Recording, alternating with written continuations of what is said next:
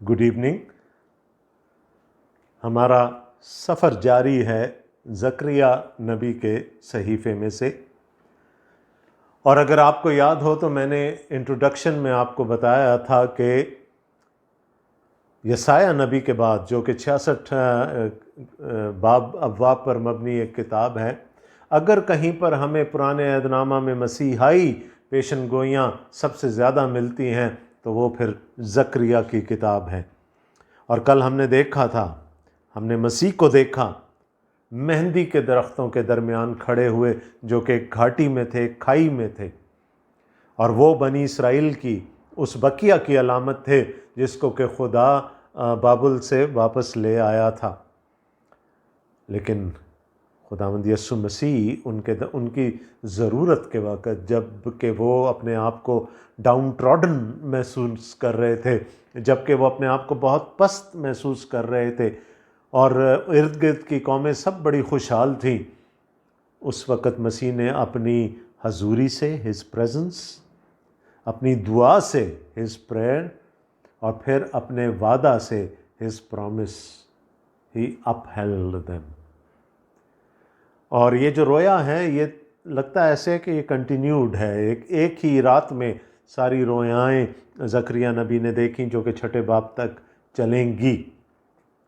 आज हम पढ़ रहे हैं पहले बाब की 18वीं आयत से लेकर दूसरे बाब के आखिर तक। Zakaria chapter 1 starting at verse 18 and then going to the end of the second chapter. खुदावंद के कलाम में लिखा है, फिर मैंने आंख उठाकर निगाह की और क्या देखता हूँ कि 4 सींग हैं। और मैंने उस फरिश्ता से जो मुझसे गुफ्तगू करता था पूछा कि ये क्या हैं। उसने मुझे जवाब दिया, ये वो सींग हैं जिन्होंने यहूदा और इसराइल और यरूशलेम को परागंदा किया है। फिर खुदावंद ने मुझे 4 कारीगर दिखाए, तब मैंने कहा, ये क्यों आए हैं। उसने जवाब दिया, ये वो सींग हैं जिन्होंने यहूदा को ऐसा परागंदा किया कि कोई सर ना उठा सका, लेकिन ये इसलिए आए हैं कि उनको डराएं और उन कौमों के सींगों को पस्त करें जिन्होंने यहूदा के मुल्क को परागंदा करने के लिए सींग उठाया है। फिर मैंने आंख उठाकर निगाह की और क्या देखता हूँ कि एक शख्स जरीब हाथ में लिए खड़ा है। और मैंने पूछा, तू कहाँ जाता है। उसने मुझे जवाब दिया, यरूशलेम की पैमाइश को, ताकि देखूं कि उसकी चौड़ाई और लंबाई कितनी है। और देखो, वो फरिश्ता जो मुझसे गुफ्तगू करता था रवाना हुआ, और दूसरा फरिश्ता उसके पास आया और उससे कहा, दौड़ और इस जवान से कह कि यरूशलेम इंसान और हैवान की कसरत के बायस बेफसील बस्तियों की मानंद आबाद होगा, क्योंकि खुदावंद फरमाता है, मैं इसके चारों तरफ आतशी दीवार हूँगा और उसके अंदर उसकी शौकत। सुनो, खुदावंद फरमाता है, शुमाल की सरजमीन से जहाँ तुम आसमान के चारों हवाओं की मानंद परागंदा किए गए, निकल भागो, खुदावंद फरमाता है। ऐ सयून, तू जो दुख्तर बाबुल के साथ बसती है, निकल भाग, क्योंकि रब्बुल अफ़वाज जिसने मुझे अपने जलाल की खातिर उन कौमों के पास भेजा है जिन्होंने तुमको गारत किया, यूं फरमाता है कि जो कोई तुमको छूता है मेरी आंख की पुतली को छूता है। क्योंकि देख, मैं उन पर अपना हाथ हिलाऊंगा और वो अपने ग़ुलामों के लिए लूट होंगे, तब तुम जानोगे कि रब्बुल अफ़वाज ने मुझे भेजा है। ऐ दुख्तर सयून, तू गा और खुशी कर, क्योंकि देख, मैं आकर तेरे अंदर सकूनत करूँगा, खुदावंद फरमाता है। और उस वक्त बहुत सी कौमें खुदावंद से मेल करेंगी और मेरी उम्मत होंगी, और मैं तेरे अंदर सकूनत करूँगा। तब तू जानेगी कि रब्बुल अफ़वाज ने मुझे तेरे पास भेजा है, और खुदावंद यहूदा को मुल्क मुक़द्दस में अपनी मिरास का बखरा ठहराएगा और यरूशलेम को कबूल फरमाएगा। ऐ बनी आदम, खुदावंद के हजूर खामोश रहो, क्योंकि वो अपने मुक़द्दस मस्कन से उठा है। आमीन। रोया जारी है, जैसे मैंने कहा, the vision is continuing. So, in the initial part, we will be looking at these two new visions that he had, and then we will go to the application of these visions. پہلے باب کی 15ویں آیت میں خداوند نے کہا تھا، اور میں ان قوموں سے جو آرام میں ہیں نہایت ناراض ہوں، کیونکہ جب میں تھوڑا ناراض تھا تو انہوں نے اس آفت کو بہت زیادہ کر دیا۔ اس لیے خداوند یوں فرماتا ہے کہ میں رحمت کے ساتھ یروشلم کو واپس آیا ہوں، اس میں میرا مسکن تعمیر کیا جائے گا، رب الافواج فرماتا ہے، اور یروشلم پر پھر سوت کھینچا جائے گا۔ آج کی جو یہ دو رویائیں ہیں، the two visions in the verses that we read، یہ اس آیت کی مزید تشریح ہیں۔ کیا کہا تھا خداوند نے کہ میں ان سے ناراض ہوں جنہوں نے یروشلم کو میری مرضی سے زیادہ تکلیف دی، بنی یہودا کو میرے کہنے سے زیادہ ان کو آزمایا، ان کو زیادہ تکلیف میں ڈالا، تو وہ ان کا انصاف کرے گا اور پھر وہ اپنا مسکن یروشلم میں قائم کرے گا۔ تو آج کی دو رویائیں جو ہیں یہ اسی کی مزید آگے اسی کو ایکسپلین کرتی ہیں ان آیات کو۔ 18ویں آیت میں لکھا ہے، پھر میں نے آنکھ اٹھا کر نگاہ کی اور کیا دیکھتا ہوں کہ 4 سینگ ہیں۔ پرانے عہد نامہ میں سینگ طاقت کی، قدرت کی علامت سمجھا جاتا تھا۔ ایون نئے عہد نامہ میں بھی مکاشفہ کی کتاب میں سینگدار جانور نظر آتے ہیں۔ یوحنا کو کسی کے 7 سینگ ہیں، کسی کے 10 سینگ ہیں۔ تو سینگ جو تھے وہ طاقت کی علامت سمجھے جاتے تھے، ہارن۔ اور ایون زبور کی کتاب میں خداوند کے لیے یہ کہا گیا the horn of his salvation، اس کی نجات کا سینگ بلند ہوا ہے، یعنی وہ قدرت جس کے ساتھ وہ اپنی نجات کو عام کرنے جا رہا ہے۔ تو سینگ تو علامت ہے طاقت کی، یہاں پر لکھا ہے 4۔ اب اردو ترجمے میں ہمیں معلوم نہیں ہوتا کہ یہ کن جانوروں کے سینگ ہیں، لیکن جو اس کا عبرانی جو جہاں پر ٹیکسٹ ہے، جو پراپر ٹیکسٹ ہے، وہاں پر جو اس کا سینس نکلتا ہے وہ ہے کوشر جانوروں کے، پاک جانوروں کے سینگ ہیں۔ اور اگر پاک جانوروں کے سینگ ہیں تو طاقت کی علامت، تو پھر ان کو خدا نے بھیجا تھا کہ وہ بنی اسرائیل کی تادیب کرے۔ یہ ناپاک جانوروں کے سینگ نہیں ہیں۔ بابل کو کس نے بھیجا؟ اسور کو کس نے بھیجا؟ یا پھر اس کے بعد یونانیوں کو کس نے بھیجا؟ یہ سب خداوند کی طرف سے آئے تھے، اور خدا نے ان کو اپنے مقصد کے لیے استعمال کیا۔ خورس کے بارے میں ہم پڑھ چکے ہیں کہ یسایہ نبی کے صحیفے میں خداوند کہتا ہے خورس میرا ممسوح ہے۔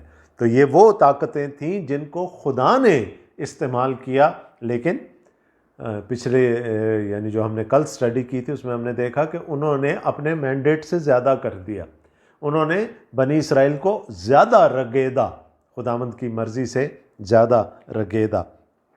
اب 4 سینگ ہیں، تو 4 کی کافی ساری تفسیریں ہیں ہمارے سامنے۔ 4 سینگوں سے یہ بھی مراد لی جاتی ہے کہ 4 سمتوں سے اسرائیل شروع سے لے کر آج کے دن تک چاروں طرف سے دشمنوں میں گھرا ہوا ہے۔ تو ایک تفسیر یہ ہو سکتی ہے۔ ایک تفسیر یہ ہے کہ اس وقت تک، یعنی زکریا نبی کے رویا دیکھنے کے وقت تک، وہ طاقتیں جنہوں نے پامال کیا تھا اسرائیل کو یا یہودا کو، جس میں مصر تھا، اسور، اور پھر بابل، اور پھر مادی اور فارسی حکومت جو ابھی بھی چل رہی ہے، یعنی وہ جو گزر چکی ہیں حکومتیں۔ کچھ کہتے ہیں نہیں، یہ وہ جو بت دانیل نے دیکھا تھا، اور بائی دا وے زکریا اور دانیل کنٹمپرری بھی ہیں، ہم عصر ہیں۔ دانیل نے بڑی لمبی عمر پائی تھی، وہ لے کر جایا گیا تھا اسیری میں، پوری اسیری میں وہ زندہ رہا، اسیری کے بعد تک وہ زندہ رہا، لیکن وہ واپس یروشلم نہیں آیا، وہ بابل ہی میں رہا۔ تو کیا ہے کہ وہ جو بت دیکھا تھا سونے کا اور چاندی کا اور پیتل والا، تو وہاں پر 4 طاقتوں کا ذکر ہے ہمارے سامنے، جس میں بابل تھا سر فہرست، سونے کا سر جو تھا وہ بابل تھا، اس کے بعد مادی اور فارسی بازو جو تھے، اور پھر اس کے بعد یونان، اور پھر رومی سلطنت۔ تو مختلف تفاسیر اس کی جا سکتی ہیں، لیکن اس سے غرض نہیں ہے، غرض اس بات سے ہے کہ بنی اسرائیل اس وقت پژمردہ ہیں، they are frustrated because their enemies are flourishing۔ تو خدا کیا کہہ رہا ہے؟ اور میں نے اس فرشتہ سے جو مجھ سے گفتگو کرتا تھا پوچھا یہ کیا ہیں؟ اس نے مجھے جواب دیا یہ وہ سینگ ہیں جنہوں نے یہودا اور اسرائیل اور یروشلم کو پراگندہ کیا ہے۔ ماضی میں یا آگے چل کر بھی پیشگوئی بھی ہو سکتی ہے، 4 سمتیں بھی ہو سکتی ہیں، آپ کوئی بھی ان میں سے تفسیر جو آپ کو اچھی لگے وہ آپ پک کر سکتے ہیں۔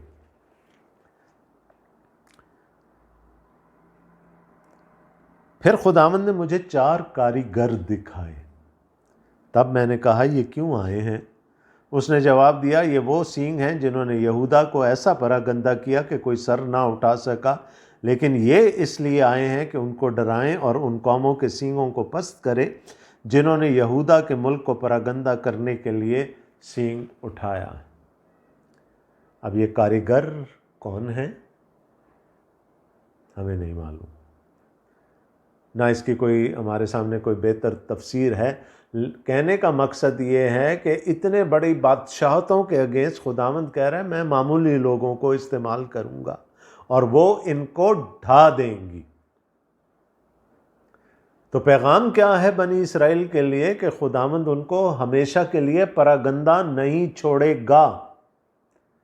اور بنی اسرائیل کی تاریخ کو اگر دیکھ لیں تو ایک کے بعد ایک مصیبت انہوں نے اٹھائی، چاہے اپنے گناہوں کی وجہ سے اٹھائی، مصر کی اسیری میں رہے، پھر اس کے بعد بابل کی اسیری میں رہے، اس کے بعد ہولوکاسٹ میں مار ڈالے گئے، جو بچ گئے پھر وہ 1948 میں ایک ماس موومنٹ شروع ہوئی اور انہوں نے جا کر اپنے وطن کو دوبارہ سے بسایا، اور آج بھی یہ سب کے سب نیزے کی نوک پہ رہتے ہیں۔ ہاسٹائل اینیمیز آل اراؤنڈ، ان کا بس چلے تو ایک رات میں ان سب کو ختم کر دیں۔ اور وہ قومیں جنہوں نے ماضی میں بنی اسرائیل کو ختم کرنے کی کوشش کی تھی، آج وہ کہاں ہیں؟ وہ سلطنتیں کہاں ہیں؟ وہ بادشاہ کہاں ہیں؟ لیکن اگر بنی اسرائیل موجود ہیں، اسرائیل موجود ہے، تو اس کا کیا مطلب ہے کہ پھر خدا کا عہد سچا ہے، خدا کے وعدے سچے، اور جب تک خدا کے وعدے قائم ہیں پھر اسرائیل کو کوئی اپنی جگہ سے نہیں ہلا سکے گا۔ تو پیغام ان کے لیے کیا ہے کہ انہوں نے تو تمہیں اس حد تک رگیدا کہ تمہیں سرنگوں کر دیا کہ تم سر اٹھانے کے قابل نہیں رہے، لیکن یہ جو ہر سینگ کے لیے، ہر سلطنت کے لیے ایک کاریگر بھیجوں گا، اور پھر دیکھنا کہ ان کا کیا حال ہوتا ہے۔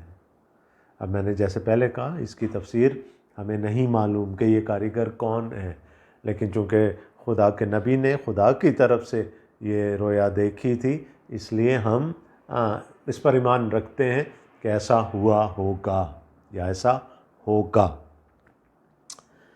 اب ہم دوسرے باب میں آ رہے ہیں، the vision continues۔ پھر میں نے آنکھ اٹھا کر نگاہ کی اور کیا دیکھتا ہوں کہ ایک شخص جریب ہاتھ میں لیے کھڑا ہے۔ پچھلے باب میں کیا کہا تھا؟ سوت کھینچا جائے گا یروشلم پر، اس کی پیمائش کی جائے گی۔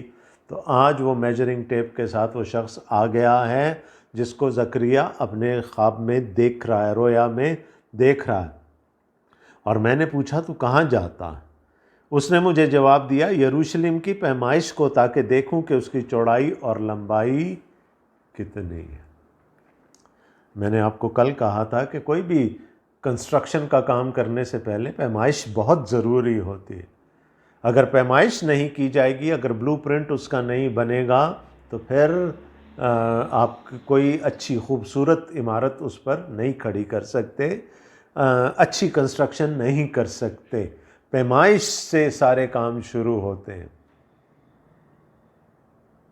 تو کیا ہے کہ زکریا کو ایک شخص نظر آیا جو کہ جریب ہاتھ میں لیے کھڑا ہے، وہ پیمائش کرنے کے لیے نکلا ہے۔ زکریا نے جب اس سے پوچھا تو اس نے کہا کہ میں یروشلم کی چوڑائی اور لمبائی ناپنے کے لیے آیا ہوں تاکہ دوبارہ اس کو ریہیبلیٹیٹ کیا جا سکے۔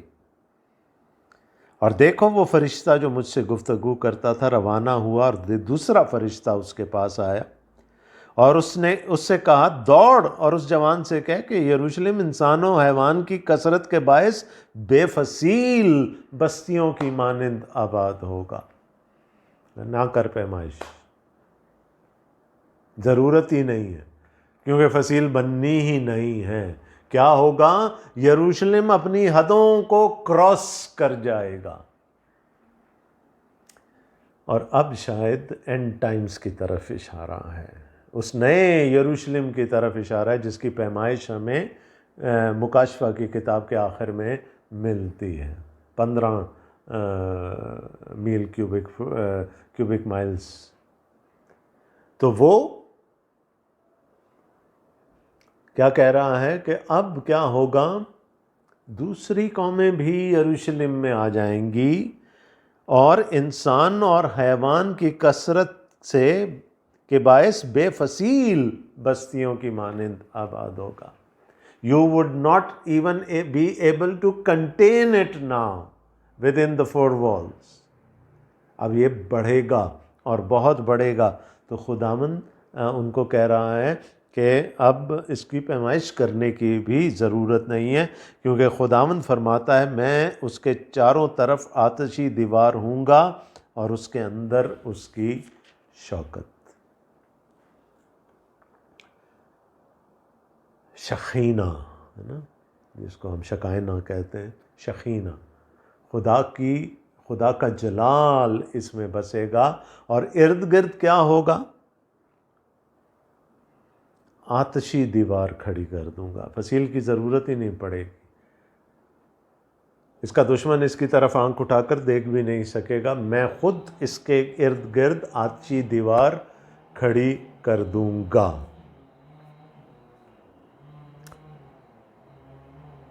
شاہ ارام نے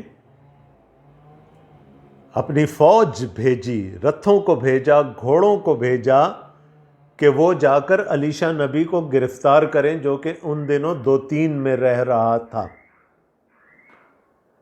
اور جب وہ رتھ اور وہ گھوڑے اور وہ سب آ گئے، 2-3 شہر کا محاصرہ کر لیا، تو صبح الیشا نبی کا خادم اٹھا اور جب گھر سے باہر نکلا اور وہ ان رتھوں کو دیکھ کر گھبرا گیا، گھوڑوں کو دیکھ کر گھبرا گیا، فوجوں کو دیکھ کر گھبرا گیا، تو پھر اس نے اندر جا کر الیشا سے کہا کہ ہم تو تباہ ہو گئے، ہمیں تو فوج نے، شاہ ارام کی فوج نے گھیر لیا ہے۔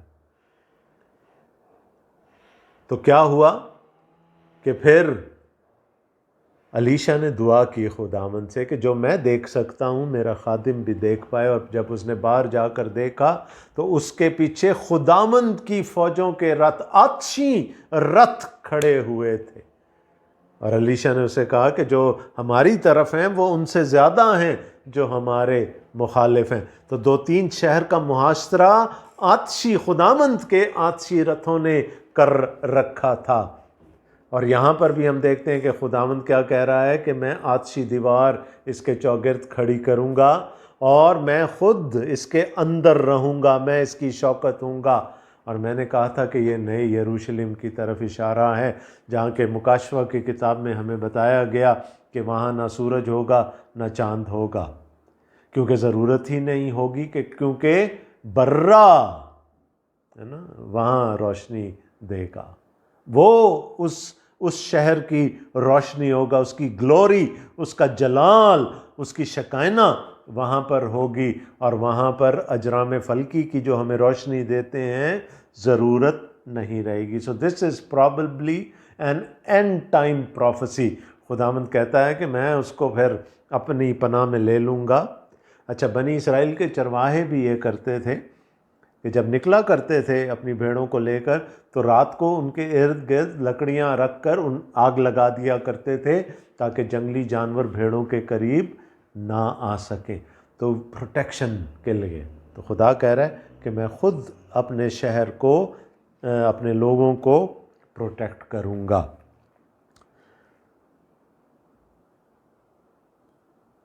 کیونکہ خداوند فرماتا ہے میں اس کے لیے چاروں طرف آتشی دیوار، اور یہ نہیں کہہ رہا کہ کھڑی کروں، وہ کہہ رہا میں خود ہوں گا، خود اس کی پروٹیکشن ہوں گا اور اس کے اندر اس کی شوکت، گلوری۔ اور یہ لوگ کس چیز سے پریشان تھے کہ یہ کیسی غریبوں والی ہیکل بن رہی ہے نا؟ خداوند کہہ رہا ہے میں خود اس کی شوکت ہوں گا، میں اس کی شان ہوں گا۔ اب یہ تو ہو گیا رویائیں، ایک رویا ہم نے کل پڑھی تھی، 2 آج پڑھی ہیں، لیکن these 3 are interrelated، ایک ہی بات تقریباً ہمیں ان میں نظر آئی۔ اب اس کی انٹرپریٹیشن کیا ہے، اس کی اپلیکیشن کیا ہے، کرنا کیا؟ 6 آیت میں 2 باب، سنو خداوند فرماتا ہے شمال کی سرزمین سے جہاں تم آسمان کی چاروں ہواؤں کی مانند پراگندہ کیے گئے نکل بھاگو، خداوند فرماتا۔ اے صیون تو جو دختر بابل کے ساتھ بستی ہے، نکل بھاگ، کیونکہ رب الافواج جس نے مجھے اپنے جلال کی خاطر ان قوموں کے پاس بھیجا ہے جنہوں نے تم کو غارت کیا، یوں فرماتا ہے کہ جو کوئی تم کو چھوتا ہے میری آنکھ کی پتلی کو چھوتا ہے، کیونکہ دیکھ میں اپنا ہاتھ ہلاؤں گا اور وہ اپنے غلاموں کے لیے لوٹ ہوں گے، تب تم جانو گے کہ رب الافواج نے مجھے بھیجا ہے۔ پہلا حکم کس کے لیے ہے؟ بنی اسرائیل کے لیے، بنی یہودا کے لیے۔ اور وہ کیا کہہ رہے ہیں؟ خدا کیا کہہ رہا ہے؟ Dissociate your self, dissociate your self from your captors, Babel سے اپنے آپ کو علیحدہ کرو۔ میں نے ابھی آپ کو یہ بتایا تھا کہ پہلا بقیہ جو آیا تھا بنی یہودا کا واپس یروشلم میں ہیکل کو تعمیر کرنے کے لیے، خورس بادشاہ کے فیصلے کی وجہ سے وہ ابھی تک وہاں پر موجود ہیں، ابھی باقی لوگ نہیں آئے، یا شاید اس وقت تک نہمیہ کے ساتھ ایک اور بقیہ آ چکا ہے، لیکن میجورٹی ابھی بھی وہاں ہے، جو ہم نے زبور 126 میں بھی ہم پڑھتے ہیں کہ اپنے لوگوں کو سیلاب کی مانند لے آ، جنوب کی ندیوں کی مانند بہا کر لے آ۔ تو وہ کیا کہنا چاہ رہا ہے؟ خدا کیا کہنا چاہ رہا ہے کہ اپنے آپ کو ڈسوسیٹ کرو اور جلدی سے وہاں سے نکل بھاگو، جب بھی موقع لگے واپس آ جاؤ۔ کیوں؟ اس لیے کہ میں ان کو تباہ کرنے جا رہا ہوں۔ You have to dissociate yourselves، آپ ان سے اپنا پیچھا چھڑائیں، ادھر سے نکل کر بھاگ آئیں۔ اب علامتی طور پر اگر آپ اس کو دیکھیں تو بابل کو چھوڑ کر یروشلم میں آ جائیں۔ Leave Babylon and come to Jerusalem۔ بابل کلام میں بدی کی علامت ہے، along with مصر، ایجپٹ کے ساتھ، اور یروشلم خدا کے شہر کی علامت ہے، خدا کے لوگوں کی علامت ہے، جہاں پر خدا بستا ہے، اچھائی کی علامت۔ وہ کیا کہنا چاہ رہا ہے؟ خدا اپنے آپ کو ڈسوسیٹ کر لو بدی سے۔ اسپرچولی، روحانی طور پر یہ ویسے تو ان کے لیے تو بالکل یعنی فزیکلی بھی یہ ٹرو ہے، کیونکہ ابھی بہت سارے بابل میں ہیں۔ خدا کہہ رہا ہے واپس آ جاؤ۔ اب جہاں پر بس جاتے ہیں، جہاں پر شادیاں ہو جائیں، جہاں پر بچے ہو جائیں، پھر تھوڑا مشکل ہوتا ہے نا وہاں سے نکلنا، لیکن خدا کا حکم کیا ہے؟ رن، فلی، بھاگو، واپس آؤ۔ اور اسپرچول سطح پر میرے اور آپ کے لیے آج کیا پیغام ہے؟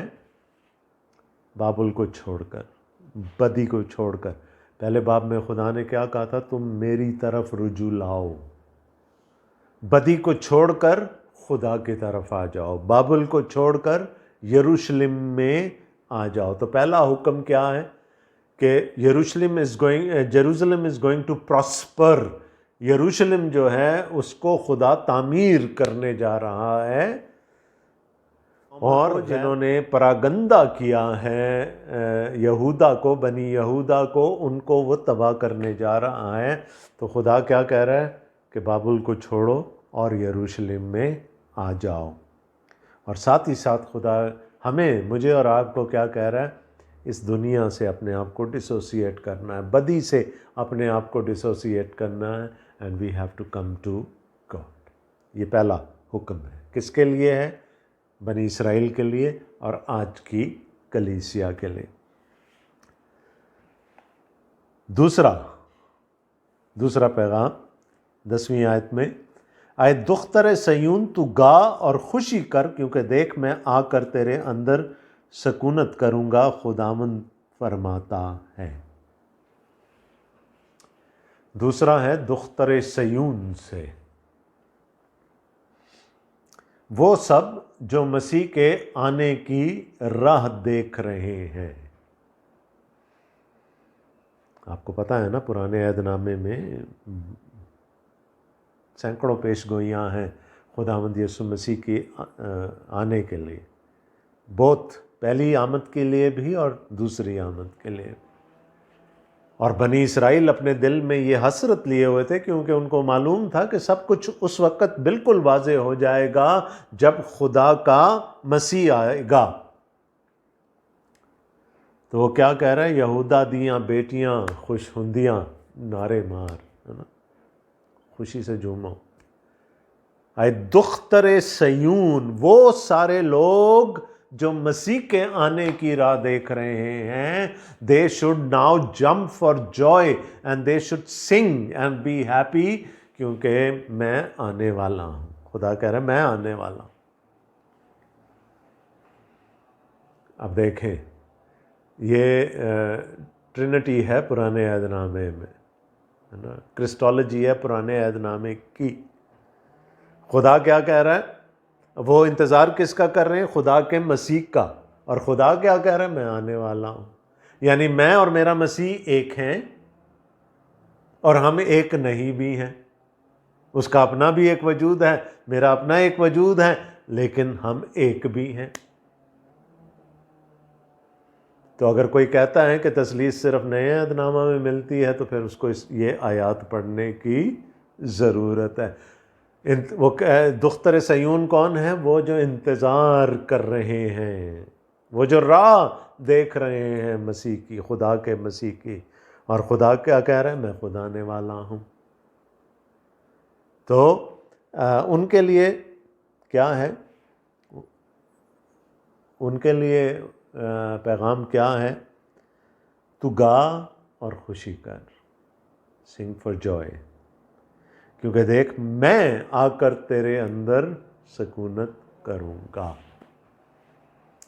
اور نیچرلی جب ملاکی نبی کے صحیفہ کا اختتام ہوتا ہے، اس کے بعد 400 سال تک تاریک صدیاں ہیں، 400 سال تک خدا نے کلام نہیں کیا، اور لوگوں کے اندر سے آوازیں اٹھ رہی تھیں کہ اب تو مسیح آ ہی جائے۔ اور پھر بیابان میں پکارنے والے کی آواز آ گئی، یوحنا پیدا ہو گیا، اس نے خداوند کی راہ تیار کرنی شروع کر دی، اور مسیح آ گیا۔ یہ تو اس وقت کے لوگوں کے لیے تھا۔ میرے اور آپ کے لیے کیا ہے؟ تو گا اور خوشی کر۔ اگر ہم مسیح کی پھر سے راہ دیکھ رہے ہیں، اس کی دوسری آمد کی، کون دیکھ رہا تھا؟ پہلی صدی کے مسیحی دیکھ رہے تھے راہ، پولس دیکھ رہا تھا، باقی رسول دیکھ رہے تھے، اور آج تک کلیسیائیں خداوند یسوع مسیح کی دوسری آمد کی راہ دیکھ رہی ہیں۔ تو جو مسیح کے آنے کا انتظار کر رہے ہیں، ان کے لیے حکم کیا ہے؟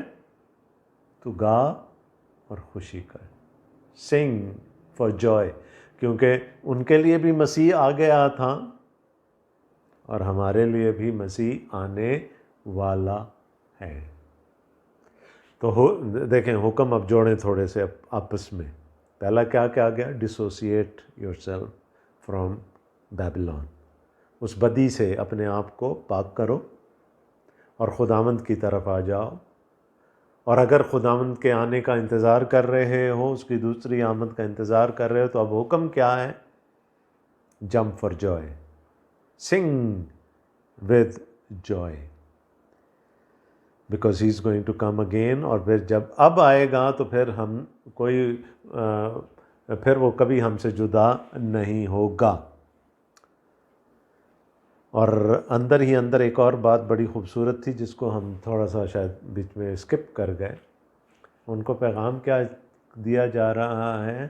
جو تمہیں چھوتا ہے وہ میری آنکھ کی پتلی کو چھوتا. the most sensitive part of human anatomy ہے نا، بہت ہی حساس ایک ہمارا عضو ہے. اور کوئی بھی چیز ہماری آنکھ کی پتلی کی طرف آئے تو ایک دم سے ہم ایک تو آنکھیں بند ہو جائیں گی اور ہم پیچھے جانا شروع ہو جائیں گے، کیونکہ کوئی بھی ہماری آنکھ کی پتلی کو اگر ٹچ کرے تو ہم گھبرا جائیں گے. تو خدا کہتا ہے کہ میرے لوگ میرے لیے ویسے ہی ہیں جیسے میری آنکھ کی پتلی، جیسے تمہارے لیے تمہارے آنکھ کی پتلی ہے، ویسے ہی میرے لوگ میری آنکھ کی پتلی ہیں. تو اب کیا ہے؟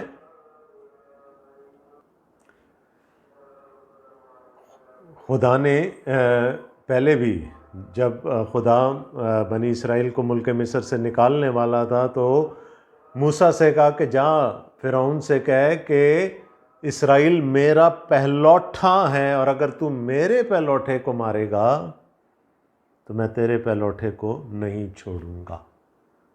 دس is the relationship God has with his people. جو تجھے چھوئے گا وہ میری آنکھ کی پتلی کو چھوئے گا. دا پیپل آف مائی آئی. تو ہم یہاں تک پہنچ گئے. اب آخر میں ہم دیکھتے ہیں 11ویں آیت دوسرے باب کی. اور اس وقت بہت سی قومیں خداوند سے میل کریں گی اور میری امت ہوں گی، اور میں تیرے اندر سکونت کروں گا. تب تو جانے گی کہ رب الافواج نے مجھے تیرے پاس بھیجا ہے. اور خداوند یہودا کو ملک مقدس میں اپنی میراث کا بکھرا ٹھہرائے گا اور یروشلم کو قبول فرمائے گا. کیا کہہ رہا ہے خدا؟ And this is all and time prophecies, کہ اس وقت کیا ہوگا؟ بہت سی قومیں میری طرف رجوع کریں گی. اسی لیے اس نے کہا کہ اس وقت باؤنڈری نہیں رہ پائے گی. یروشلم جو ہے وہ اپنی حدود سے باہر نکل جائے گا. اس وقت بہت سی قومیں میری طرف رجوع کریں گی، اور میں نے یہودا کا جو علاقہ ہے اس کو ملک مقدس میں سے اپنے لیے بکھرا چن لیا. یروشلم کو اپنے لیے بکھرا چن لیا. بائی دا وے، پرانے عہد نامہ میں ہم کہتے ہیں نا ہولی لینڈ. پرانے عہد نامہ میں صرف ایک جگہ اس کو ہولی لینڈ کہا گیا، اور وہ یہ ہے 12ویں آیت میں. اور کہیں آپ کو یہ نہیں ملے گا. ہاں، موعودہ ملک اور اس طرح کی اور بہت ساری باتیں نظر آئیں گی، لیکن کہیں اس کو مقدس نہیں کہا گیا، ہولی لینڈ نہیں کہا گیا. which we use. This is the only one place where it is called the Holy Land. اور وہ یروشلم کو قبول کرے گا. اب تیسرا حکم، پہلا حکم تھا بنی اسرائیل کے لیے، دوسرا ان کے لیے جو کہ خداوند یسوع مسیح کے آنے کی راہ دیکھ رہے تھے، خدا کے مسیح کی آنے کی راہ دیکھ رہے تھے. اب تیسرا حکم 13ویں آیت میں ہے، اے بنی آدم، خداوند کے حضور خاموش رہو، کیونکہ وہ اپنے مقدس مسکن سے اٹھا ہے. Now the message is for the whole of humanity. اس کو انگریزی میں کہتے ہیں awe، کہ جب وہ اپنے مقدس مسکن سے اٹھے گا انصاف کرنے کے لیے تو پھر کیا ہوگا؟ ہش، ہے نا، خاموشی، پھر کوئی نہیں بول پائے گا۔ تو حکم کیا ہے؟ اے بنی آدم، all the humanity، خداوند کے حضور خاموش رہو، بی سائلنٹ، بی اسٹل۔ اب سے کچھ دن پہلے میں زبور 46 پہ پریچ کر رہا تھا، وہاں پر بھی یہ اسی طرح کی بات آئی تھی، بی اسٹل، ہے نا۔ خدا چاہتا ہے، کیونکہ اس کی حضوری کا جو تاثر ہے، میں نے جیسے کہا نا، انگریزی کا یہ لفظ جو ہے ہم بڑے آرام سے لکھ دیتے ہیں awesome، نا، وہ فیس بک پہ اکثر لکھا ہوتا ہے awesome awesome awesome۔ وہ مقدس خوف ہے۔ جب خدا کی حضوری قائم ہوگی، خدا اپنے مقدس مسکن سے اٹھے گا تو ایوری ون وڈ بی گنگ ہو۔ یہ مقدس خوف کہلاتا ہے جب خدا کی دہشت ساری اقوام پر پھیل جائے گی، اور ان میں وہ اقوام بھی ہوں گی، جیسے کہ مکاشفہ کی کتاب میں لکھا ہے کہ وہ بھی دیکھیں گے جنہوں نے اس کو مصلوب کیا تھا اور چھاتی پیٹیں گے۔ تو منہ سے آواز نہیں نکلنی، پھر سب خاموش ہو جائے گا، ہر چیز خاموش ہو جائے گی، اٹ ول بی اسٹل۔ تو یہ جو قومیں پہلے رجوع کر چکی ہوں گی، یہ خداوند کی حضوری میں قبول ہو جائیں گی۔ تو کیا تھا رویا؟ کیا ہے رویا؟ کس کے لیے ہے رویا؟ ان لوگوں کے لیے جو اپنے آپ کو پست سمجھ رہے ہیں اس وقت، جو کھائی میں اگنے والے مہندی کے درختوں کی طرح ہیں، لیکن خدا ان کے درمیان ہے، مسیح ان کے درمیان بھی ہے۔ کیا ہوا؟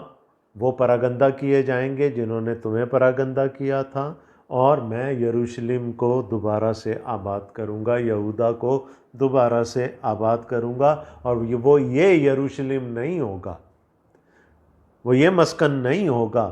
پھر وہ سارا فوکس چلا گیا اینڈ ٹائمز کی طرف۔ خداوند کہتا ہے اس وقت کیا ہوگا؟ دوسری قومیں میری طرف رجوع کریں گی، and they would be still in my presence۔ تو 3 پیغام تھے یہاں پر، کن کے لیے؟ بنی اسرائیل کے لیے، اور آج ہمارے لیے، کہ ڈسوسیٹ یور سیلف، ہے نا، اپنے آپ کو بدی سے دور کر لو، بابل سے دور کر لو، یروشلم میں آ جاؤ، خدا کی پناہ میں آ جاؤ۔ اور خدا نے کیا کہا؟ میں پھر رنگ آف فائر تمہارے ارد گرد لگا دوں گا، آئی ول پروٹیکٹ یو۔ پھر ان کے لیے جو مسیح کے آنے کی رات تک رہے ہیں، کیا ہے؟ Jump for joy, sing with joy. اور پھر پوری انسانیت کے لیے، پوری بشر کے لیے کیا پیغام ہے؟ ہش، خاموش ہو جاؤ خداوند کی حضوری میں۔ خداوند آپ سب کو بڑی برکت دے، آمین۔